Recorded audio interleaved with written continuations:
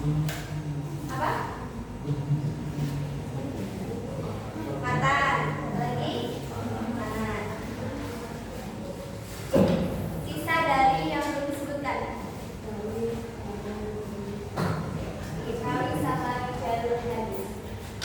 Jika di dalam hadis itu terdapat unsur-unsurnya, terdapat sebuah unsur-unsur yang kita tahu seperti sanad, terus matan, rawi, dan juga jalur hadis, maka hadis juga itu memiliki kedudukan dan fungsinya terhadap Al-Quran.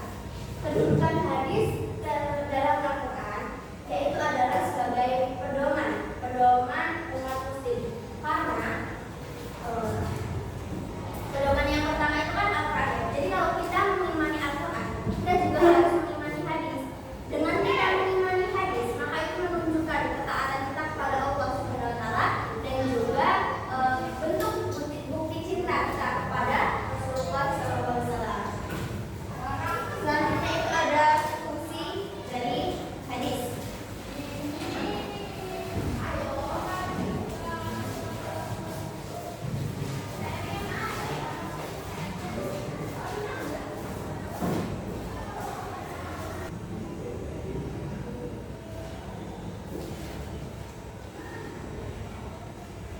Fungsi hadis itu terbagi menjadi 4. Yang pertama ada bayan at-tafsir, bayan at-takrir, dan juga bayan at-tasri' serta bayan an-nasakh. Bayan at-tafsir.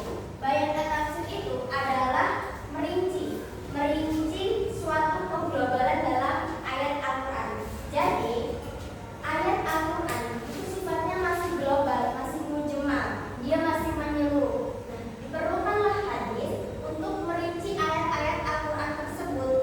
Di dalam bayan at-tafsir itu terbagi menjadi 3 kelompok. Yang pertama itu ada tafsir al-mujmal, yang kedua ada tafsirul am, dan yang ketiga ada tafsir mutlaq. Yang pertama itu ada tafsir mujmal. Tafsir mujmal itu adalah merinci keglobalan ayat, di mana di dalam ayat Al-Quran itu belum jelas di dalamnya, masih bersifat umum. Dan fungsi hadis di sini adalah untuk merinci dari keglobalan ayat tersebut. Contohnya itu ada di dalam surah Al-Baqarah ayat 43 tentang kewajiban sholat. Di dalam Al-Quran itu dijelaskan bahwasanya kita sebagai umat muslim diperintahkan untuk sholat. Tapi di dalam Al-Quran itu nggak dijelasin gimana tata caranya, gimana gerakannya, itu nggak dijelasin. Nah, disinilah hadis itu berfungsi sebagai tafsir al-mujmal, yaitu merinci, di mana di dalam hadis itu dijelasin tentang gerakannya, tentang bacaannya. Contohnya dalam sebuah hadis yang berkata bahwa Rasulullah SAW bersabda, "Laksanakanlah sholat sebagaimana engkau melihat aku sholat." Di situ kan kita tahu bahwasanya di dalam sholat itu ada gerakannya, seperti ruku, seperti takbiratul ihram, dan juga seperti sujud. Dari situlah kita tahu, oh jadi sholat itu begini, makanya kita bisa melaksanakan sholat. Selanjutnya itu adalah kepastian, membatasi kepastian ayat. Itu contoh dari fungsi takyid al-mutlaq. Sampai sini paham? Ada yang ingin ditanyakan? Paham ya? Ya, selanjutnya yaitu tentang bayan at-takrir, yaitu adalah memperkuat ayat, memperkuat Al-Quran. Jadi di dalam Al-Quran itu kan dijelasin bahwasanya ketika kita hendak melaksanakan sholat, maka kita diwajibkan untuk membasuh tangan dan juga membasuh muka. Nah, di sini ditegaskan di dalam hadis, tidak diterima seseorang ketika sholat dalam keadaan berhadas. Maka berwudulah. Itu adalah fungsi dari bayan at-takrir. Seperti itu memperkuat Al-Quran. Paham? Selanjutnya itu ada bayan at-tasrih, memunculkan hukum baru. Jadi hukum yang belum ada di Al-Quran itu dimunculkan oleh hadis. Contohnya seperti ini, di dalam Al-Quran itu kan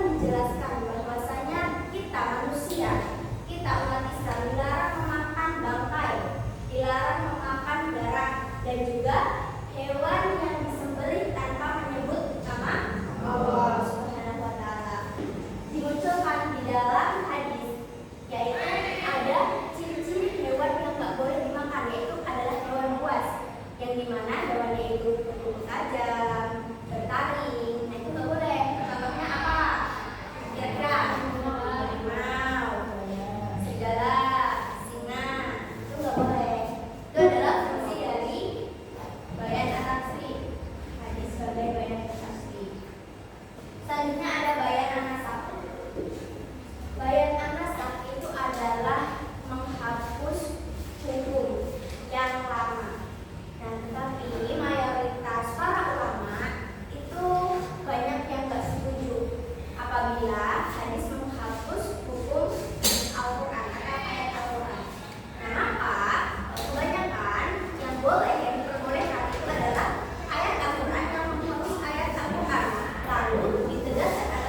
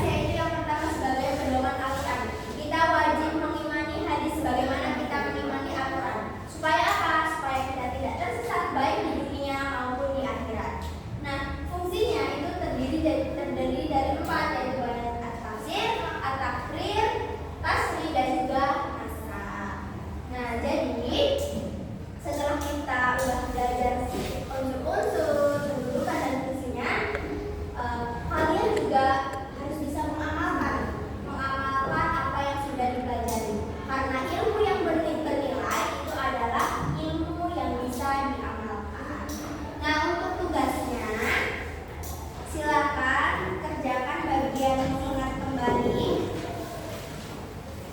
di apa